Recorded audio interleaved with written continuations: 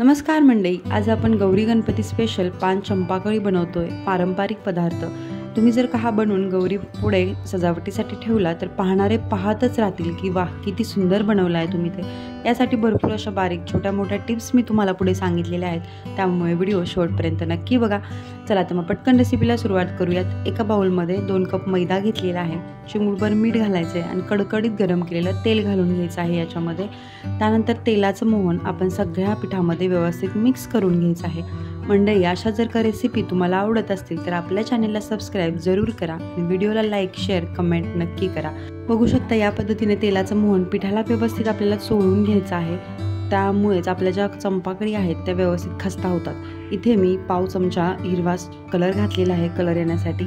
अगदी ऑप्शनल आहे, तुम्ही जरी नाही घातला तरी सुद्धा चालेल किंवा तुमच्या आवडीनुसार दुसरा कलर घातला तरी सुद्धा चालेल.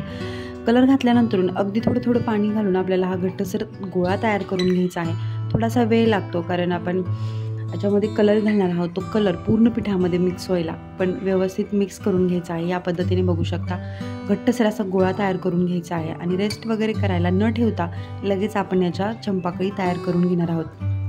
यातला एक छोटासा गोळा तयार करून घेतलेला आहे, जसं की आपण चपातीसाठी घेतो तसाच. आणि पोपट्यावरती तेल तूप पीठ काहीही न लावता हे आपल्याला पोळी लाटून घ्यायची आहे. मध्यम आकाराची लाटायची, जसं की आपण चपाती लाटतो अगदी त्याच पद्धतीने व्यवस्थित चारही बाजूने एकसारखी लाटून घ्यायची आहे. आणि आपण त्यानंतर याला चौकोनी आकार देऊन घेणार आहोत. इथे बघू शकता मस्तपैकी आपली पोळी लाटून तयार आहे. पिझ्झा कटरच्या किंवा चाकूच्या मदतीने तुम्ही या पद्धतीने चौकोनी आकार तयार करून घेऊ शकता. एकदम चौकोनी घ्यायचा आहे म्हणजे आपली जी चंपाकळी आहे ती सुद्धा व्यवस्थित तयार होते. चौकोनी आकार तयार करून झाल्यानंतर साईडच्या बाजूच्या कडा काढून त्या साईडला ठेवून द्यायच्या आहेत. आणि नंतर आपण जी चंपाकळी करणार आहोत त्याच्यामध्ये ते घालून घ्यायचं आहे. बघू शकता एका हाताने थोडंसं पकडायचं आहे आणि चाकूच्या पुढच्या टोकाच्या भागाने या पद्धतीने आपल्याला कट मारून घ्यायच्या आहेत. खालची कट आणि वरची कड याच्या मधोमध कट मारायच्या आहेत. अजिबात कडेपर्यंत घालायचे नाही आहेत. खालच्या बाजूने अर्धा इंच किंवा पाव इंच आणि वरच्या बाजूनेही तेवढंच मार्जिन सोडून आपल्याला मध्यभागी या पद्धतीने कट करून घ्यायचे आहेत. त्यानंतर ही जी पाती आहे व्हिडिओ दाखवल्याप्रमाणे उचलून घ्यायची आहे. दुसऱ्या कडेवरती एक कट ठेवून हाताने अलगद प्रेस करायचे आहे. हे झाले 2 पदर आपले. त्याच पद्धतीने दुसऱ्या बाजूने सुद्धा उचलून त्याच्यावरती ठेवून घ्यायचे आहे. म्हणजे एकावरती एक 4 पदर असे पडले पाहिजेत या पद्धतीने व्हिडिओ दाखवल्याप्रमाणे. त्यानंतर काय करायचं, हे जे पाती आहे ते हातावरती उचलून घ्यायचे आणि या पद्धतीने फोल्ड करून घ्यायचे आहे उलट्या दिशेने एका बाजूने तोंडाच्या. आणि याच पद्धतीने याला असा आकार देऊन घ्यायचा आहे, जसं की आपण गोल टोकदार असा आकार देतो अगदी त्याच पद्धतीने. त्यानंतरून मधोमध आपल्याला हे जे आकार दिलेला आहे तो आतल्या साईडने घालून बाहेरच्या साईडने काढून घ्यायचा आहे. तोंडाच्या भागाला थोडंसं हाताने निमुळत करून घ्यायचं आहे, म्हणजेच व्यवस्थित आकार द्यायचा आहे. आणि जो दुसरा भाग आहे खालचा त्याला सुलटा आपल्याला व्यवस्थित जोडून घ्यायचा आहे, म्हणजे की सरळ दिशेने उलट्या दिशेने नाही. बघू शकता किती मस्त असा आकार तयार झालेला आहे. आता एक टिप म्हणजे काय करायचं, जे आपले जे कट केलेले आहेत ते काय होतं काही वेळेला या पद्धतीने चाकूने पूर्णपणे आतपर्यंत निसटलं जात नाही. मग हाताने ह्या ज्या पाकळ्या आहेत ना आपण त्या सुट्ट्या करून घेणार आहोत, म्हणजे चंपाकळी जी आहे ती व्यवस्थित फुलते आणि एकमेकांना चिकटत नाही.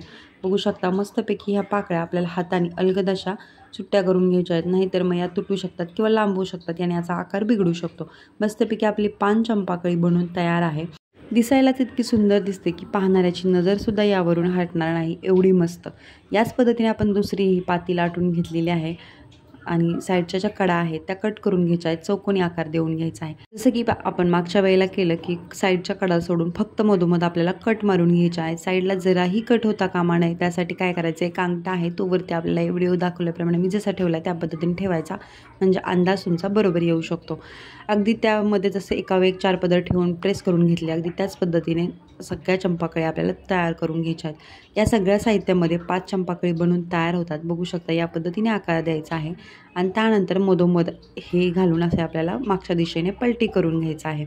एकदम परफेक्ट या पद्धतीने मस्त आपल्या ह्या चंपाकळी बनून तयार होतात. गौरी गणपतीच्या सजावटीसाठी तुम्ही बनवू शकता आणि खाण्यासाठी सुद्धा छान लागतात. आता ह्या खाण्यासाठी कशा योग्य आहेत ते मी पुढे सांगते. याच पद्धतीने आपण सगळ्या चंपाकळी तयार करून घेणार आहोत आणि एका प्लेटमध्ये काढून घ्यायच्या आहे. तोपर्यंत आपण तेल गरम करण्यासाठी ठेवलेलं होतं. सुरुवातीला तेलामध्ये थोडंसं पीठ टाकून बघायचं आहे. पीठ टाकल्यानंतर बुडबुडे आले की समजायचं आपलं तेल व्यवस्थित गरम आहे. त्यानंतर याच्यामध्ये चंपाकळी घालून घ्यायची आहे आणि या पद्धतीने झाऱ्याने वरच्या साईडने सुद्धा आपल्याला तेल त्याच्यावरती सोडायचं आहे, जेणेकरून ज्या पाकळ्या आहेत त्या एकदम सुट्ट्या सुट्ट्या होतील, एकमेकांना चिकटणार नाही. तर बघू शकता एक 5 मिनिटात आपली मस्तपैकी चंपाकळी तळून तयार आहे. चंपाकळी काय करायचं, जसं की आपण गुलाबजामचा पाक बनवतो त्या पद्धतीने पाक बनवून त्याच्यामध्ये डिप करायचे आहे 5 ते 10 मिनिटं आणि त्यानंतर चाळणीवरती ठेवून द्यायची आहे. अशा चंपाकळी खायला खूप छान लागतात. मी या फक्त डेकोरेशनसाठी बनवत आहे म्हणून पाकामध्ये घातलेल्या नाही आहेत. मस्तपैकी आपल्या सगळ्या चंपाकळी या पद्धतीने तळून घ्यायच्या आहेत. मंडळी, आजची रेसिपी कशी वाटली याबद्दल तुमची प्रतिक्रिया द्यायला जराही विसरू नका. चला तर मग पुन्हा भेटूयात अशाच नवनवीन स्वादिष्ट रेसिपींसोबत. तोपर्यंत धन्यवाद.